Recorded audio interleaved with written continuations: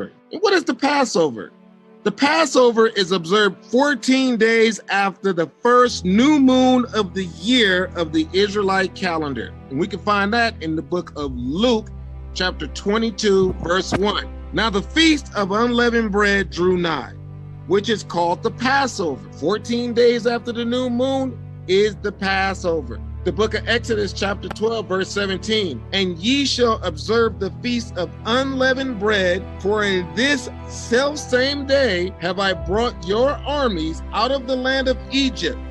Therefore shall ye observe this day in your generations by an ordinance forever. This is the reason why we are celebrating the Passover, because the Lord took our people out of Egypt, smote Egypt, performed unbelievable miracles, and saved his people. And because of that, in memoriam, we keep the Passover. The book of Exodus, chapter 12, verse 26. And it shall come to pass when your children shall say unto you, what mean ye by this service? That ye shall say, it is the sacrifice of the Lord's Passover, who passed over the houses of the children of Israel in Egypt, when he smote the Egyptians and delivered our houses.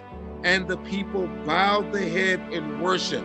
The people were told to use sacrificial lamb blood to strike side posts of their doors and the upper post of the door, and whoever had the lamb's blood, the destroyer passed them by.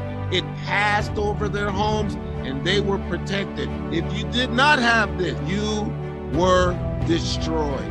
The Passover is a day that honors the deliverance of the 12 tribes of Israel from Egypt, which is in Africa. The name Passover refers to the blood the Most High required be put upon the two side posts of our doors and pass over our houses, when he sent the plague of death upon all the firstborn. The book of Exodus chapter 12, verse 12. For I will pass through the land of Egypt this night, and will slay the firstborn of the land of Egypt, both man and beast, and against all the gods of Egypt I will execute judgment. I am the Lord. It was during this turbulent time of fear that the Most High proved to Egypt and his chosen people, the Israelites, that all the Egyptian gods were false idols. For example, when he, Moses, smote the Nile with blood, he proved that there is no Nile god named Sobek, neither a god called Ra.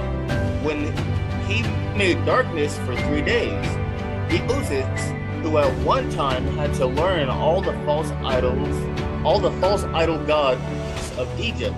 We see that in the book of Acts chapter 7, verse 22.